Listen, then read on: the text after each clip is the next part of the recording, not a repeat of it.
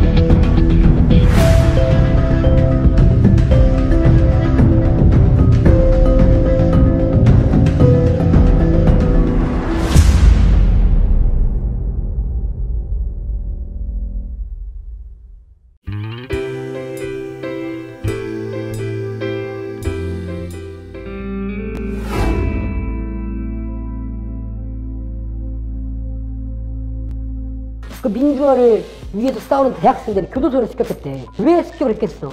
생각 한번 해봐봐. 뭐 정치 사범들, 흉악범들, 뭐 간첩 뭐 사범들 이런 애들 다 광주에 풀어갖고 혼란을 야기시키려고 한 게 아니겠어?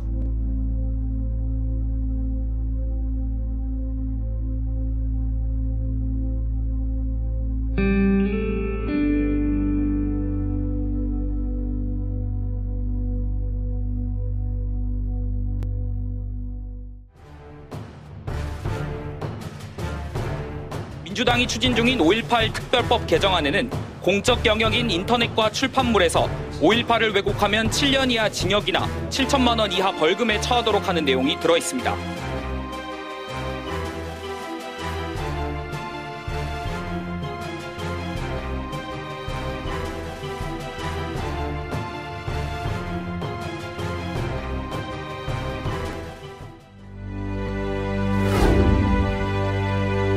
대한민국은 민족 반역자를 제대로 청산하지 못한 유일한 나라가 되었고 청산하지 못한 역사가 지금도 계속되고 있습니다.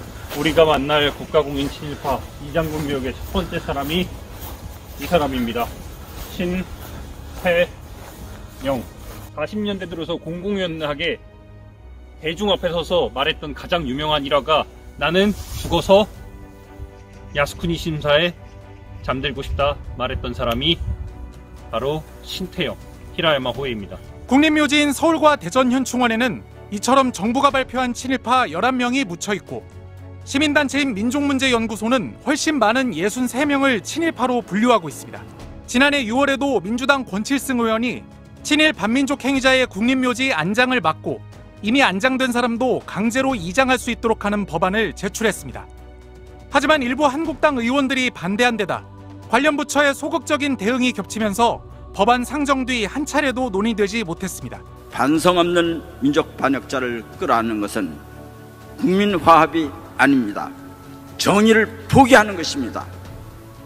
친일 청산은 여당, 야당의 정파적 문제도 아니고 보수, 진보의 이념의 문제도 아닙니다. 친일 청산은 국민의 명령입니다.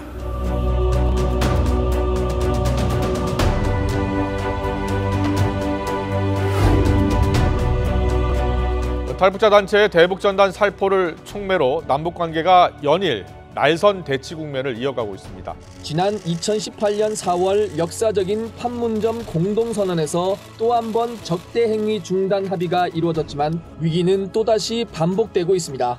지난 2008년부터 최근까지 북한으로 보내진 전단은 모두 1923만 9천 장. 접경지역 주민보호를 이유로 전단 살포가 제지된 적도 12차례 있었습니다.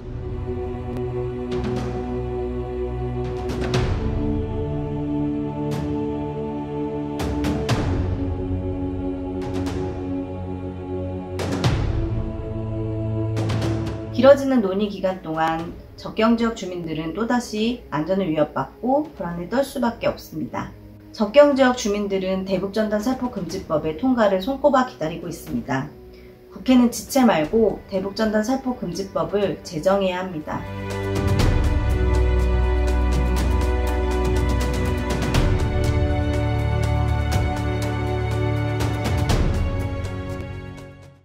네, 안녕하십니까. 대학생 노래표연합 의장 안산하입니다. 저희가 이번에 새로운 노래를 만들었는데 이번 온라인 촛불 공연에 함께 하게 되었습니다.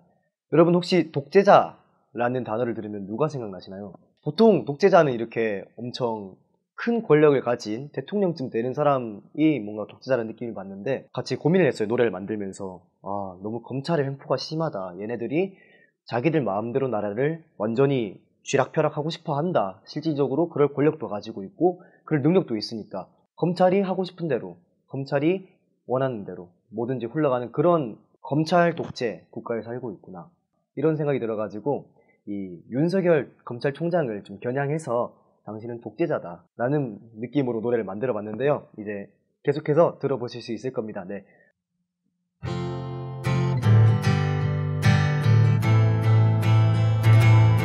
진실과 정의를 죽이려 칼을 휘두르는 너만의 방식으로 오직 돈과 권력에 미쳐버린 너는 독재자.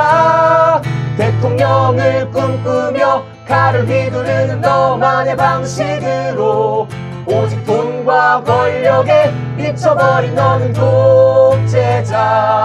국민이 주인인 대한민주공화국 태어났을 때부터 우리가 주인이라 생각하며 믿어왔던 지난 나의 인생은 모두가 평등하고 주인인 줄 알았지.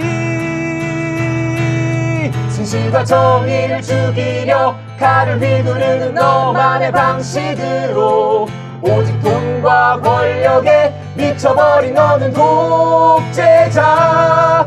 대통령을 꿈꾸며 칼을 휘두르는 너만의 방식으로 오직 돈과 권력에 미쳐버린 너는 독재자.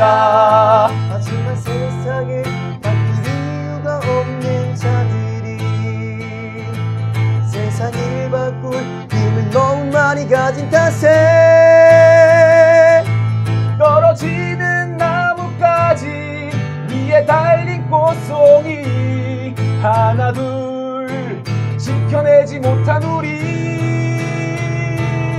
진실과 정의를 죽이려 칼을 휘두르는 너만의 방식으로 오직 돈과 권력에 미쳐버린 너는 독재자. 대통령을 꿈꾸며 칼을 휘두르는 너만의 방식으로 오직 돈과 권력에 미쳐버린 너는 독재자. 무리한 수사, 차별적 기소법이라는 포장지에 쌓여있는 날카로운 칼날 쓰러져간 이름을 셀 수도 없어. 너의 선택적인 정의가 불러온 죽음 타락한 언론과 붙어먹어 우리의 눈과 귀를 막고 진실은 간대없고 대한민주공화국 그 권력의 끝이 자기 자신인 것처럼 착각하는 독재자. 정의를 죽이려 칼을 휘두르는 너만의 방식으로 오직 돈과 권력에 미쳐버린 너는 독재자. 대통령을 꿈꾸며 칼을 휘두르는 너만의 방식으로 오직 돈과 권력에 미쳐버린 너는 독재자. 진실과 정의를 죽이려 칼을 휘두르는 너만의 방식으로 오직 돈과 권력에 미쳐버린 너는 독재자. 대통령을 꿈꾸며 칼을 휘두르는 너만의 방식으로 오직 돈과 권력에 미쳐버린 너는 독재자.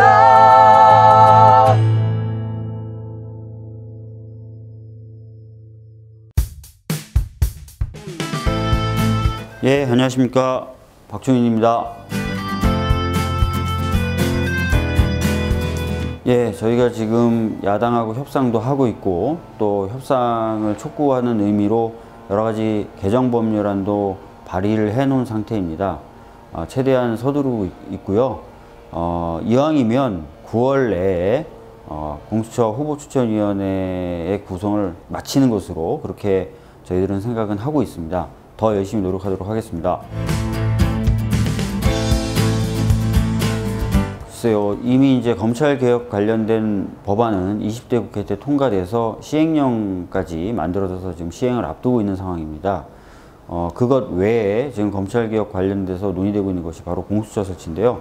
공수처 설치는 아까 말씀드렸던 대로 저희들은 최대한 서두르고 있다라는 말씀을 드리도록 하겠습니다.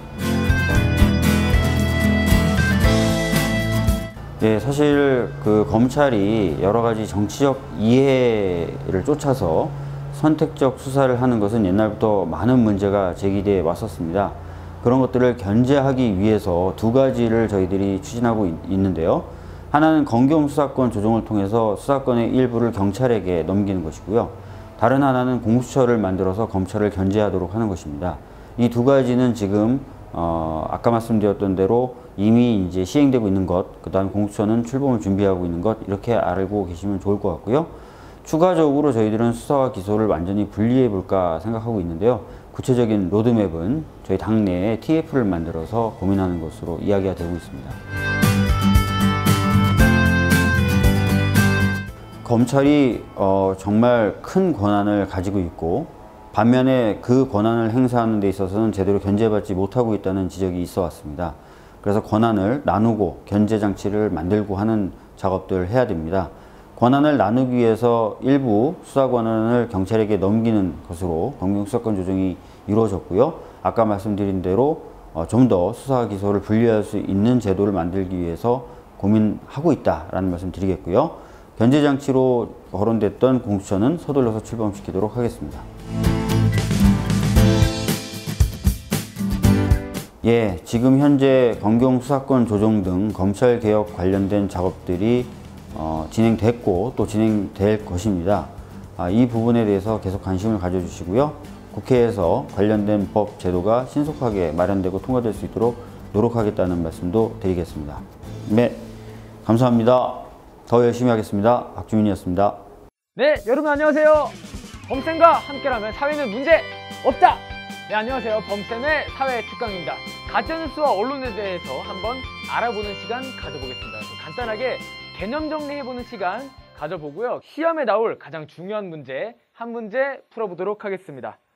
자, 가짜뉴스에 대해서 여러분들이 꼭 알아야 하는 특징이 있습니다.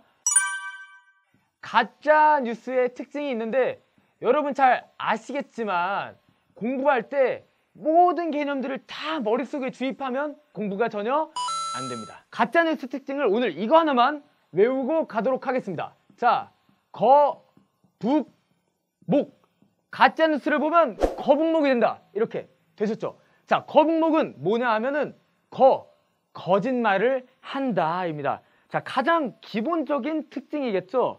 그래서 가짜뉴스는 의도적으로 이런 거짓말을 하면서 국민들을 현혹하는 특징을 가지고 있습니다.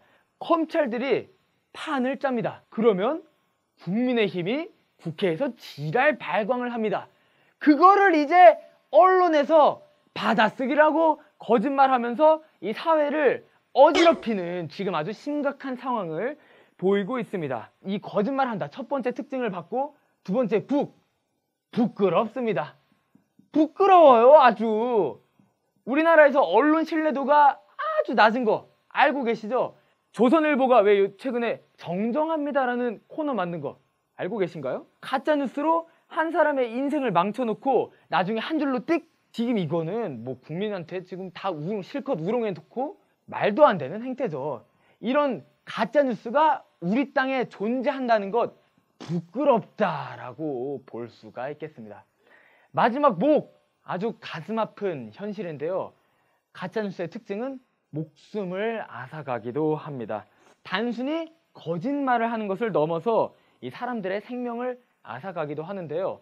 이 적폐들의 권력을 주로 유지하고 쟁취하는 데 쓰이는 만큼 진보 민주 세력의 주요 인사들을 제거하는 데 쓰이기도 했습니다. 일례로 고 노무현 전 대통령께서도 논두령 시계라는 이 허무맹랑한 뉴스 때문에 돌아가시기도 하지 않았습니까? 그래서 이렇게 가짜뉴스의 특징을 거북목으로 정리할 수 있겠습니다. 이해되시나요? 네, 어렵지 않게 이해하면 될 것 같습니다. 네, 추가적으로 사례들을 몇 가지 좀 짚어드리겠습니다. 자, 최근 사례 중에 또 하나가 추미애 장관이 있겠죠. 아들과 관련된 이런 가짜뉴스로 굉장히 언론에서 맹폭을 하고 있는데요. 정당한 휴가 사용에도 불구하고 권력형 비리다라고 하면서 보도량이 굉장히 많다고 하고 있어요. 윤미향 의원도 있습니다. 조선일보를 앞세워서 엄청나게 많은 가짜뉴스를 활용해서 윤미향 의원을 맹폭했던 이런 사례도 있었습니다. 이런 유명한 인사들에 대한 공격을 넘어서 우리 평범한 국민들에게도 공격이 이어졌습니다. 소상공인 여러분 관련해서 가짜뉴스가 많았습니다. 경제가 안 좋다는 이런 악의적인 가짜뉴스를 이용해서 소비 심리를 아주 얼어붙게 만들었습니다. 그러다 보니까 자연스럽게 소비도 안 하고 경제를 안 좋아지게 만드는 이런 교활한 전략을 사용했습니다. 가짜뉴스는 유명한 이런 인사들뿐만 아니라 평범한 우리 국민들까지 피해자의 범위가 넓다는 것을 알 수 있습니다. 그래서 적폐를 제외한 모든 국민이 이 가짜뉴스의 피해자라는 것을 이번 개념 정리를 통해서 알면 될 것 같습니다. 네, 그럼 중요한 문제 풀어보도록 하겠습니다. 자, 가짜뉴스를 해결할 수 있는 방법 2가지를 고르시오라는 문제인데요. 자, 1번부터 보겠습니다. 온라인 촛불을 시청한다. 정답이겠죠? 네, 맞습니다. 저희가 코로나 때문에 여러분들을 많이 만나 뵙지 못하는 만큼 온라인 촛불을 통해서 재밌는 그리고 또 유익한 소식들 많이 전해드리고 있으니까요. 정답이 맞습니다. 자, 2번 징벌적 손해배상 제도로 가짜뉴스를 적극 처벌한다. 네, 정답이겠죠? 자, 징벌적 손해배상 제도는 뭐냐면 가해자의 행위가 악의적이고 반사회적일 경우에 실제 손해액보다 더 많은 배상액을 부과하는 제도입니다. 일반적으로는 이 공권력에 의한 피해가 있을 때 징벌적 손해배상 제도를 적용하는 경우가 있습니다. 이 잘못된 보도로 인한 피해가 공권력에 의한 것만큼 크기 때문에 적용하는 게 필요하다라고 볼 수가 있겠습니다. 징벌적 손해배상 제도를 적용하면 언론 탄압 아니냐 하는 의견도 있는데, 여러분, 언론의 이런 표현의 자유, 언론의 자유가 있으면 그만큼 책임도 따르는 거 아닐까요? 가짜뉴스는 끊임없이 생산하는데 뭐 처벌은 안 받고 있어서 이만큼 우리 사회가 정체가 되고 있습니다. 미디어오늘에서 했던 여론조사에 의하면 국민 여러분들의 81%에 달하는, 그죠? 어마어마하죠? 징벌적 손해배상 제도를 찬성한다고 합니다. 징벌적 손해배상 제도가 정착이 되면 언론의 지금과 같은 무책임한 보도 행태는 상당히 개선되지 않을까요? 이러한 이유로 징벌적 손해배상 제도를 적용함으로써 언론의 가짜뉴스를 해결한다라는 것이 지금 2번 정답이라고 볼 수가 있겠습니다. 자, 3번 가짜뉴스를 쓰지 말라고 조선일보를 설득한다. 아유, 안 되겠죠? 네, 설득하면 안 됩니다. 지금 조선일보 100년 동안 어떻게 했죠? 네, 계속해서 투쟁하고 우리가 실천하는 것만이 가짜뉴스를 해결하는 것, 제대로 된 언론을 만드는 것이라고 할 수가 있겠습니다. 자, 4번 고춧가루를 탄 소주를 한 잔 마신다. 아이고, 이거는 저 감기 걸렸을 때 하는 미신인데 이마저도 감기에 소용이 없다고 합니다. 네, 이거는 하면 안 되겠죠. 자, 5번 산타 할아버지에게 소원을 빌어본다. 제가 몇 번 해봤는데 산타 할아버지가 바쁜지 안 들어주더라고요. 네, 산타 할아버지는 소원을 안 들어줍니다. 그렇기 때문에 저희가 징벌적 손해배상 제도를 적용하고 온라인 촛불을 시청한 것, 이것이 정답이라고 할 수 있겠습니다. 네, 여러분, 오늘 수업은 이렇게 마무리를 좀 해보려고 하는데요. 배웠던 내용 기억하시나요? 자, 거북목, 거짓말을 하고 이 땅에 있는 것이 부끄럽고 목숨을 앗아간다, 이 특징으로 볼 수가 있겠습니다. 그렇기 때문에 온라인 촛불을 시청하고 징벌적 손해배상 제도를 적용해서 가짜뉴스를 끊어낸다, 해결한다 라는 것이 오늘 가장 중요한 내용이었습니다. 네, 유익하셨나요? 다음 시간에도 재밌고 유익한 내용으로 여러분들 찾아뵙도록 하겠습니다. 다음 시간에 만나요. 안녕히 계세요.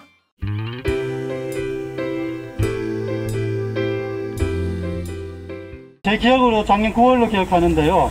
1년이 지금 넘었는데 검찰에서는 제대로 된 수사 기소가 이루어지지 않고 있습니다. 굉장히 오래 걸리고 있고 이례적이기도 하죠. 제대로 된 수사 기소 엄벌 촉구하는 그런 기자회견을 진행하도록 하겠습니다. 늑장 수사 규탄한다. 늑장 수사 규탄한다. 규탄한다. 규탄한다. 늑장 수사 규탄한다. 우리가 나경원, 최성애 고발한 지가 1년이 지났습니다. 근데 저한테는 계속해서 검사가 바뀌었습니다. 검사가 바뀌었습니다 하는 내용만 5번이 넘게 왔습니다. 고발을 당했어도 조사받지 않는 그러한 특권을 누리는 세상인 것입니다. 아직까지도.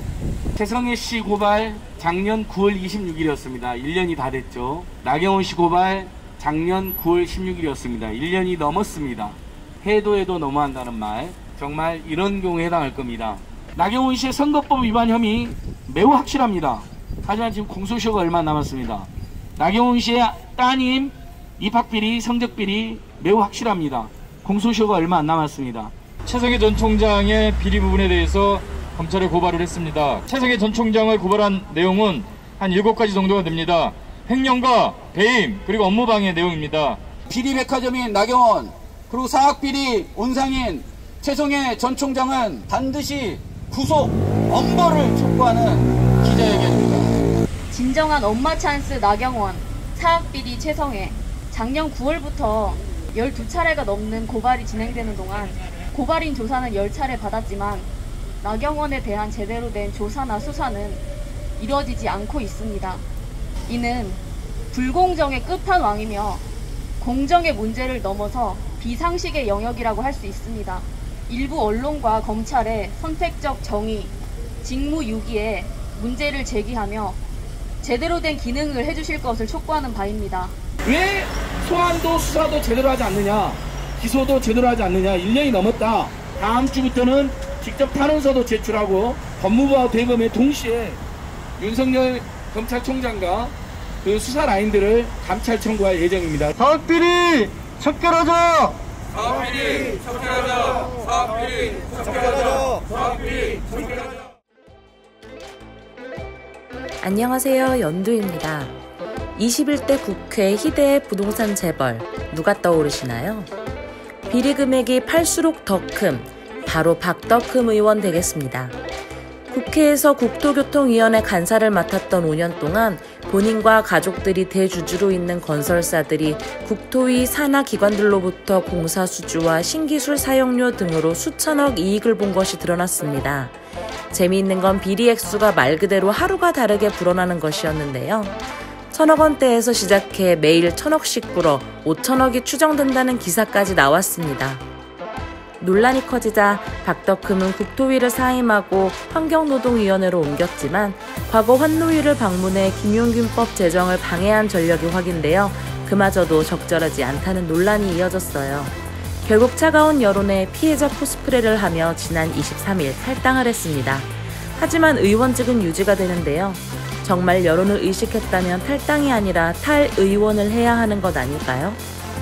박덕흠은 불과 2개월 전에도 부동산 관련 뉴스에 오르내린 적이 있어요. 집값 폭등이 한창 논란이던 때에 재건축 특혜 3법으로 73억의 시세 차익을 봤다는 뉴스였습니다. 그때 박덕흠은 나도 손해를 보고 있다. 집값이 올라서 화가 난다와 같은 말을 했는데요. 지금 생각해보니 정말 솔직한 대답 같습니다. 수천억 만지시는 분의 집값이 고작 73억 오른 것도 성질날 텐데 그깟 푼돈 가지고 기자들이 귀찮게 보니 얼마나 화가 났을까요? 적폐 세력들의 비리 규모는 타의 추종을 불허합니다. 대부분의 국민들은 감도 잘 안 오는 큰 액수의 비리를 눈 하나 깜짝 안 하고 버리는 게 통이 커도 보통 큰 게 아닌 것 같아요.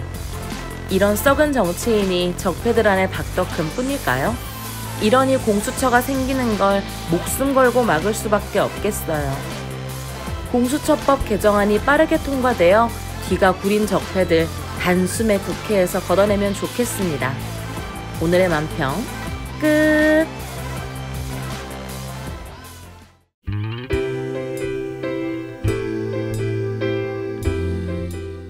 부동산 투기꾼의 시세 차익으로만 13억, 자기가 가지고 있는 가족회사만 5회사가 넘는데 다 건설회사입니다. 이 사람이 이쯤 되면 투기꾼이죠. 국회의원이 아니라. 국토교통에 활동하면서 자기 가족들 회사로 일감을 몰아준 의혹이 매우 짙습니다.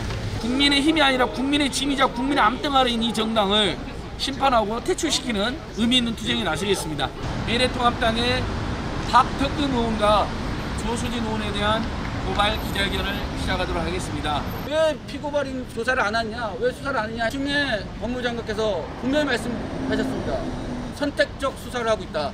윤석열 검찰총장은 수사의 의지가 전혀 볼 수 없다. 박덕흠 의원을 직권남용 혐의 및 부패방지법 11억의 재산을 누락한 조수진 의원을 선거법 및 공직선거법 위반 혐의로 고발하러 이 자리에 섰습니다. 조수진 11억, 박덕흠 73억. 이런 부당한 문제들에 대해서 사회적으로 문제 제기가 제대로 되지 않고 언론들도 보도를 그렇게 해주고 있지 않습니다. 제대로 알려지기만 한다면 많은 청년들이 공분을 할 문제라고 생각을 합니다. 국민의힘의 박덕흠 의원, 조수진 의원의 심각한 불법 비리 혐의들을 공동으로 고발하도록 하겠습니다. 경찰청 본청 이론실에 고발장을 접수하겠습니다. 오늘 마지막까지 함께해 주셔서 고맙습니다. 네, 수고하셨습니다. 갔다 오겠습니다. 여기는 공사실 여기서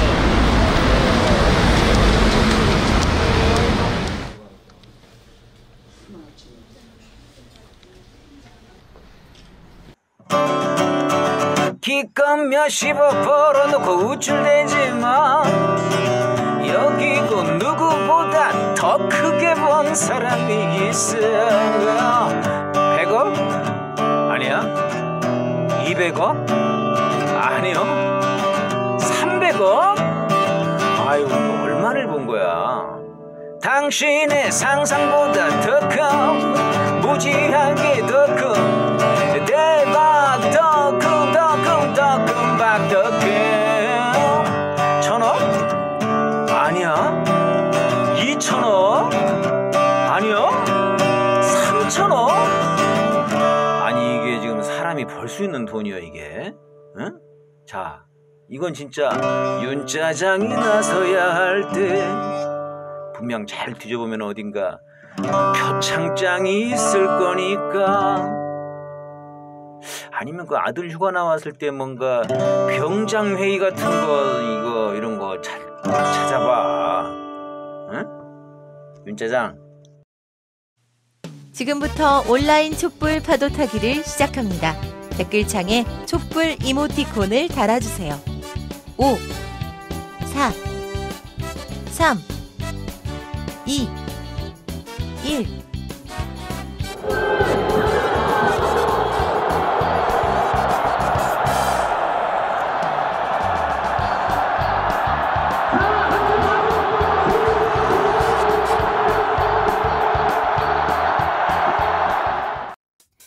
새로운 시대는 이제부터 반북에서 반중국으로 극우 세력의 이유 있는 변신. 최근 국민의힘 당은 당색 변경을 놓고 옥신각신했습니다.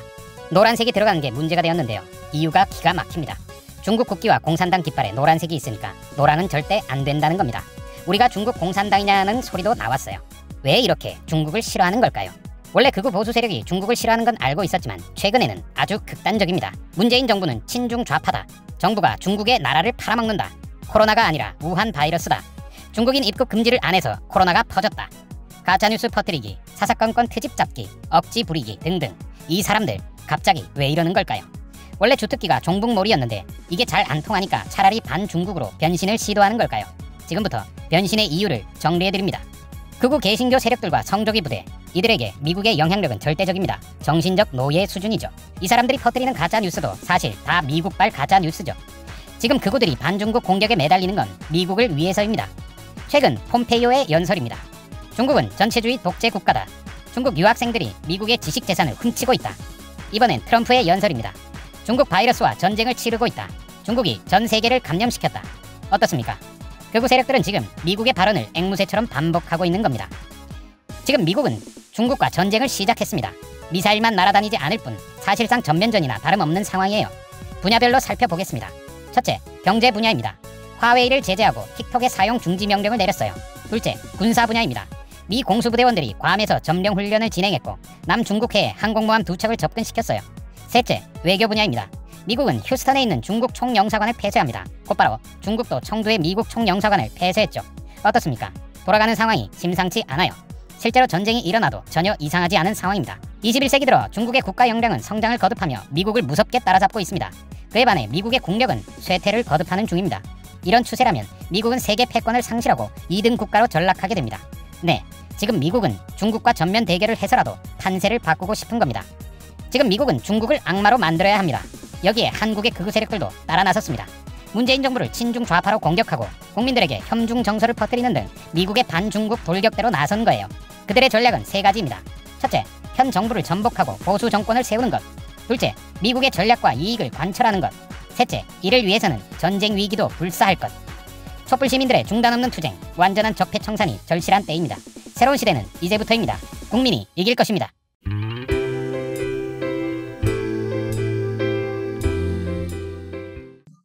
어느새부턴가 태극기 집회, 거기에 보면은 대형 교회가 보내는 그 사람들, 이런 분들이 주축을 이루게 됐어요.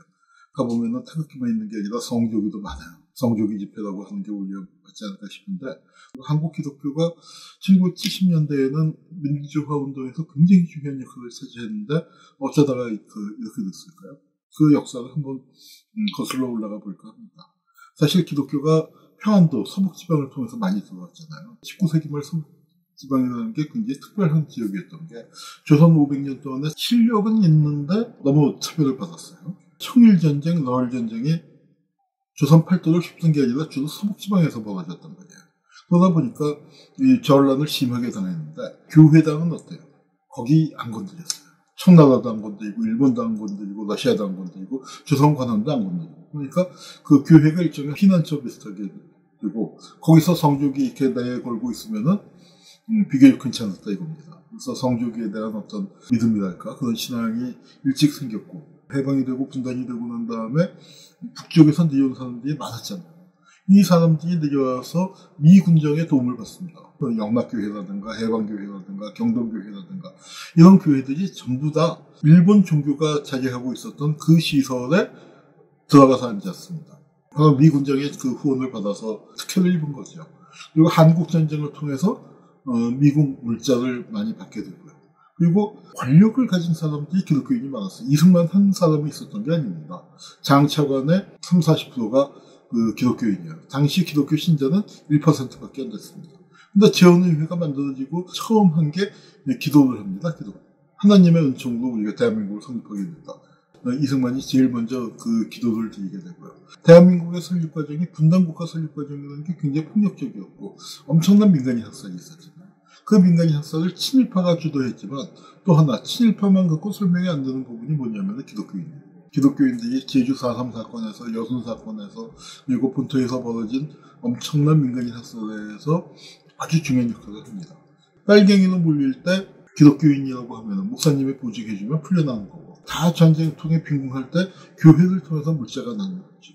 그리고 급격하게 도시화가 이루어지고 공동체가 파괴되고 해서 도시로 몰려들었을 때 뭐 사회복지 시설이 있습니까? 뭐가 있습니까? 그때 교회가 그런 일정한 안전판 역할을 하면서 교회가 팽창하기 시작해요. 그 교회가 얼마나 팽창을 했냐면 한국전쟁 후에 50만 정도 되던 기독교인이 10년 단위로 2배씩 늘어서 80년대 말 90년대 초가 되면 800만이 됩니다. 그런데 그게 거기서 딱 멈춰버렸어요. 교회는 엄청나게 커졌고 신학교에서 엄청나게 목사들을 성직자들을 배출하는데 이 사람들이 갈 데가 없어지는 게 지금 이제 교회의 어떤 보수하고도 깊은 관련이 있을 거고요. 80년대에 강남이 개발되고 대형 교회가 생기면서 이 중소교회들이 없어지기 시작해요. 한국 신자는 늘지 않았는데 대형 교회만 팽창을 합니다. 그러니까 그건 뭐냐면 중소교회에서 신자들을 쪽 빨아먹어서 대형 교회가 팽창을 하게 됐다는데 그렇게 되는 과정을 통해서 한국 그 기독교가 과거 70년대에 했었던 고난받는 자 민중들과 함께 했었던 그런 역할들을 잃어버리고 이 교회가 굉장히 극보수화됩니다. 그 현상이 두드러진 게 한국 사회 민주화가 어느 정도 진전이 되고 문민 정권이 들어서고 청와대에서 찬송가가 울려 퍼지다. 김영삼 장로가 대통령이 되고 난 이후에 한국 기독교가 굉장히 많이 변질이 돼요.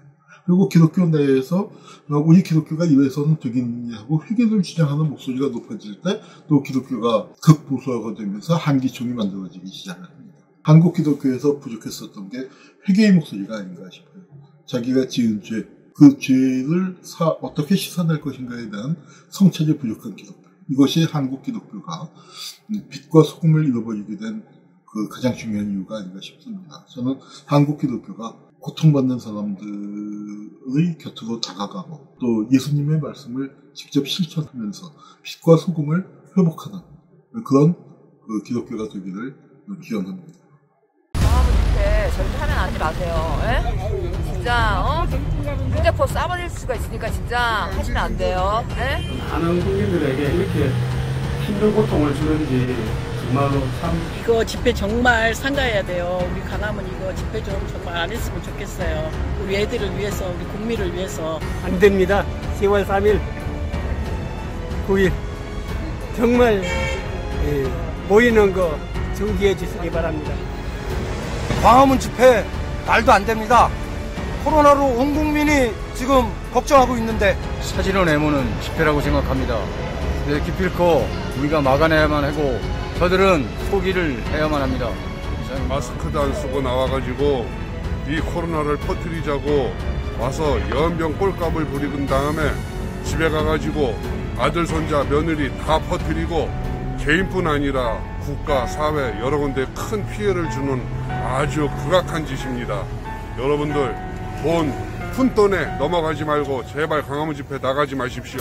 토요일날 토착 외구들이 불법으로 광화문 집회를 열어가지고 온 전국이 코로나로 진짜 골머리를 앓고 있지 않습니까? 이 나라가 이 코로나에서 빨리 해방되기를 바라겠습니다. 하시면 안 돼요.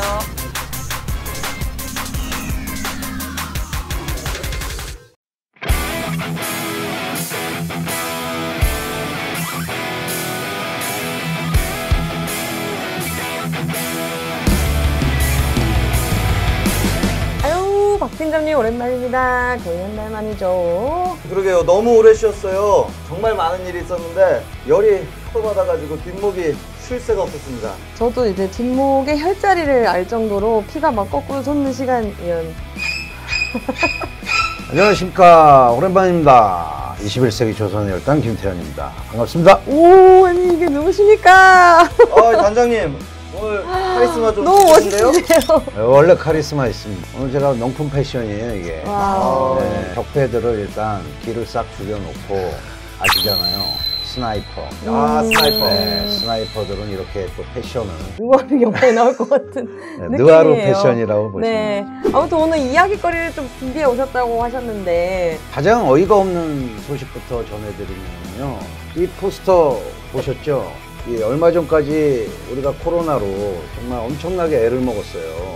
가게며 뭐 자영업자 하시는 분들 그리고 학교며 공공기관이며 다 정지 상태에 들어갔었잖아요. 그게 누구 때문이에요? 바로 다들 아시는 전반스 정광훈 그리고 국민의 짐. 온 국민들의 반대에도 아랑곳하지 않고 이번에 또 10월 3일 대천절 광화문 광장에 나와서 코로나를 또 퍼뜨리려고 하고 있어서 그전에도 우리 8.15 때 광화문 광장에 이 인간들이 나와서 코로나를 퍼뜨려서 우리가 2.5단계까지 사실상 나라를 마비시키는 그런 짓을 하지 않았습니까? 그랬는데 또 그런 짓을 한다고 합니다. 관광버스를 뭐 한 60대 정도를 예약을 했다는 그런 뭐 소문이 있어요. 저도 그거 봤는데요. 처음에는 정말 진짜 하나? 이거 완전 미친 건가? 그런 생각이 들었는데 요즘에 금지하고 이러니까는 또 드라이브스루 한다는 이거 완전히 지금 우리 거 베낀 거예요 지금. 드라이브스루 저희가 또 그게 전문이잖아요. 근데 좋은 건 이렇게 다 가져와서 하려고 하는. 얘네들이 다시 모인다고 했을 때 정말 단장님 말씀처럼 코로나를 전국에 다시 터뜨리려고 하는 건가 이런 생각이랑 또 어떤 다른 꼼꼼이가 있나 이런 생각도 들더라고요. 그래서 서울시나 정부에서는 집회 허가를 이번에 금지를 시켰어요. 그건 당연한 거잖아요. 그런데 이것들이 국민의 안전과 생명이 우선인 이 시국에 자신들이 탄압받는 프레임으로 몰아가려고 하고 있다는 거. 참 사악하죠. 그래서 지금 정권을 도덕적으로 흠을 내려고 하는 게 아닌가. 일명 잔대가리를 굴린다고 볼 수가 있죠. 얘는 진짜 대가리가 잔대가리밖에 없나 봐요. 근데 정말 생각해보니까 일부 깡패를 약간 노리는 것 같은데 코로나 전파에다가 문재인 지금 현재 정권을 뭔가 부도덕하고 약간 문제가 있는 것처럼 계속 만들어가는 게 얘네들의 이렇게 노림수 같습니다. 네, 연장을 갖고 왔어요. 웬만해서 연장질 안 합니다. 근데 오늘 연장을 좀 쓰려고 합니다. 그래서 이제 오늘만 복귀를 하겠습니다. 네, 일명 쌍도끼라고 코로나 좀비. 이 좀비들을 향해서 요 연장으로 조져버리겠습니다. 나의 연장을 두 번째 스나이퍼는 누구시죠? 예, 바로 접니다. 와! 오늘은 누구를 저격하시나요? 요즘에 그 포탈에 들어가면은 제일 많이 뜨는 기사 뭡니까? 충해 법무죠. 추장관님을 저격하신 건 아니죠? 설마? 예, 지금 추장관 아들 건으로 한 달 연속 이슈를 막 억지로 만들어내고 있는데요. 총 공격하고 있는 겁니다. 무릎이 아팠고, 아파서 수술을 했고, 병가휴가 냈고, 다 안 나서서 휴가를 연장했고, 이거 뻔한 거 아닙니까? 네. 군대를 안 갔어요, 누가. 안 아픈 걸 아프다고 했어요. 조국 장관, 윤미향 때처럼. 또 집중적으로 지금 언론하고 합심해가지고 거짓 뉴스들을 쏟아내고 있습니다. 그래요. 저는 여기에 분명한 의도가 있다고 보여지는데요. 바로 검찰개혁을 저지하려는 거라고 봅니다. 그렇죠. 맞습니다. 그래서 결국 추 장관이 검찰개혁에 지금 현재 선두에서 지금 맞서 싸우고 있잖아요. 조국 전 장관님을 낙마시킨 것처럼 추미애 장관도 지금 끌어내리려는 수작이라고 보여지는데 정확한 분석이신 것 같아요. 아들 딸내미 부정비리 하면은 또 빼놓을 수 없는 게 국민의 진 암덩어리잖아요. 나경원은 성신여대, 딸이 부정일파, 김성태 딸은 KT, 장재원 아들은 제가 유튜브에 따로 찾아봤는데 시간되면 꼭 봐주세요. 얼마나 아이가 건방진지 하여간 비교도 안 될 정도의 그 자식 비리가 있는데 똥 묻은 개가 이제 벼가 묻었는지 안 묻었는지 모를 개도 아니고 사람을 자꾸 나무라고 있다 이런 생각이 들더라고요. 그래서 정말 우리가 이제 여론으로 이 폐쇄를 빨리 전환을 시켜야 된다. 댓글이라도 하나 더 달고 뭐 좋은 기사도 공유하고 다시 또 연장을 드려야 될 것 같고요. 우리가 확실히 연장질을 해야 될 것 같습니다. 그래서 적폐들, 부차구의 부도 있고 강력한 검찰개혁을 막아서려고 하는 집단들, 인민의 짐, 윤석열 총장, 검찰 마피아 세력들. 그래서 이 집단들을 향해 우리 박 팀장님과 함께 연장질을 한번 하죠. 연장질. 자, 양아치 언론 하면 대한민국의 가장 언론 마피아 두목 조중동입니다. 하더라 연장. 그다음 제가 조져버릴 대상은 사법 마피아. 예, 이 사법부에 검찰에 소화리 끌고 있는 이 적폐 세력들. 자, 받아라. 자, 마지막 국민의 짐. 네. 국민의 짐. 우리는 적폐 스나이퍼들.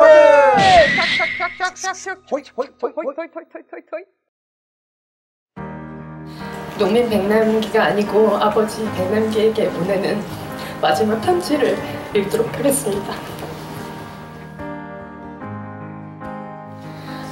나의 아버지에게 쓰는 마지막 편지. 그리운 아빠, 불러도 대답이 없는 이 현실이 모두 꿈이면 좋겠다고 매일 생각해요.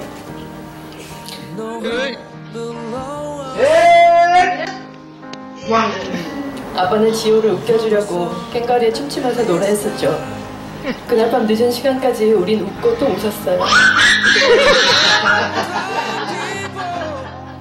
그리고 난 우리의 그런 평범하고 소박한 행복이 당연히 오래 갈 거라고 생각했어요.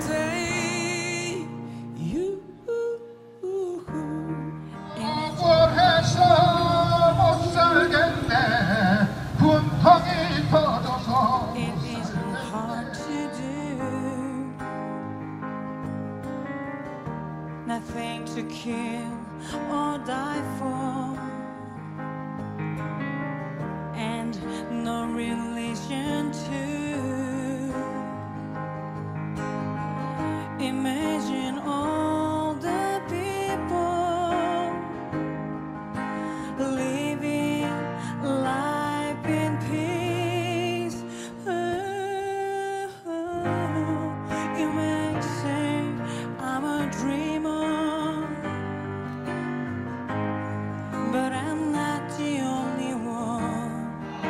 우리가 백남시다! 살인정권 물러가라!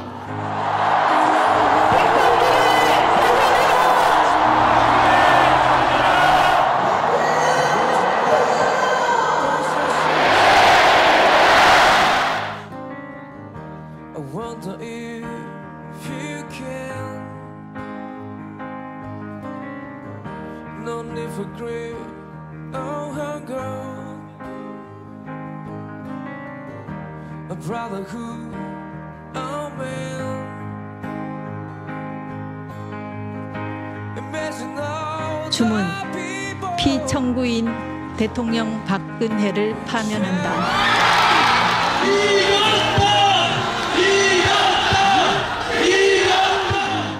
서울대 병원이 고 백남기 농민의 사망 원인을 기존의 병사에서 외인사로 변경하기로 했습니다.